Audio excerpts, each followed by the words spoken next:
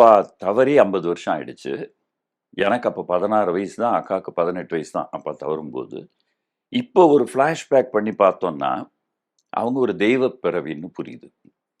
குறிப்பா அதாவது பொதுவாக ஜனங்க கிட்ட கடவுள் பக்தி கொஞ்சம் குறையிற நேரத்துல, திரைப்படம் வாயிலாக திரைப்படம் ஒரு பவர்ஃபுல் மீடியா. ஆமா. நம்ம நாட்டை பொறுத்த மட்டும், நம்ம ஸ்டேட்டை பொறுத்த மட்டும். அதன் வாயிலாக திருவிளையாடல், சரஸ்வதி சபதம், திருவருட்செல்வர், கந்தன் கருணை, திருமால் பெருமை அடுக்கிக்கிட்டே போகலாம். இப்படி ஏராளமான படங்கள்ல நல்ல புராண கருத்துக்களை மக்கள்கிட்ட கொண்டு போய் சேர்க்குறாங்க.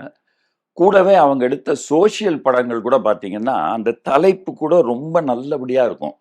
நான் பெற்ற செல்வம், குலமகள் ராதை, வா ராஜா வா, அந்த மாதிரி தான் இருக்கும். அதுலேயும் நல்ல கருத்துக்கள் இருக்கும்.